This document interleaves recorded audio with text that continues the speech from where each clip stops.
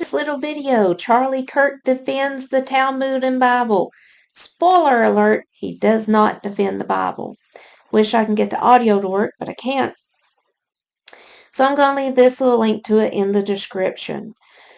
Now, what's going on is you got this little fella down here saying, you say you're a Christian, but you're defending the Talmud. How can you do it?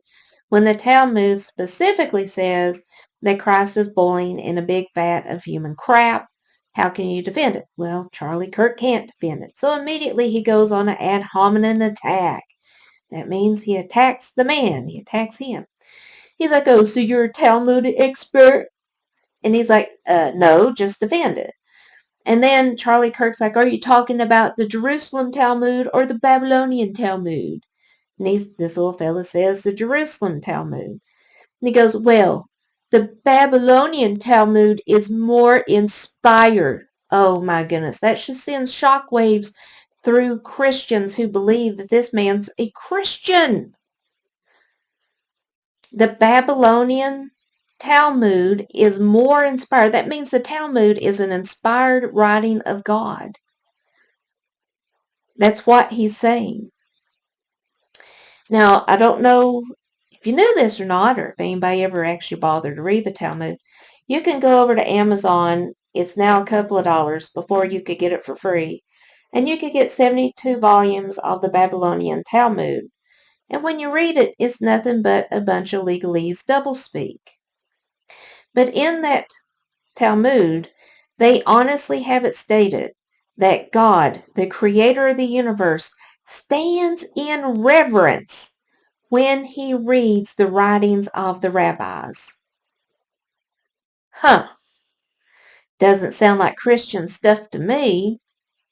In fact, if you go over, there's this little forum where it talks about the Talmud. And I'm not really big in these, but it does bring receipts. And it shows you where you can find this stuff. It's permitted to take the body and life of a Gentile. Any heathen or a Gentile hits a Jew, the Gentile must be killed. Sanhedrin. If you want to know what the Talmud is like, and you don't have a lot of time, just read the Sanhedrin. That is where you get a lot of nasty in it. Like if you accidentally have sex with an animal. Who accidentally have sex with an animal? Oh, it's talking about if you accidentally have sex with a Gentile. Yeah. But yeah, it's got all this stuff. Non-Jewish children are subhuman. All this stuff. States Adam had sexual intercourse with all the animals in the Garden of Eden in the Yabamoth 63a. Yeah, it's got a lot of nasty. Got a lot of nasty stuff in there. But yeah, that is what Charlie Kirk is all about. I say is because there's no way that video was real in any sense of the word. But that's what this man right here was pushing. That it is okay if you see a Gentile in a well to take the ladder and say, oh, my son needs this to be on a roof, and to kill that Gentile in the well. Yeah, it's in there. And if you come up with something and you look and Google gives you, oh, but this right here, let me see, maybe I got it pulled up. Let me see if I got one pulled up. Right here in the Zohar 38b and 39b, stating that Jews are rewarded in heaven for killing Christians. They're like, oh no, that's fabrication, that's a lie. No, it's actually in there. But if you go down a verse, it'll say, well, this rabbi says maybe you shouldn't be doing it.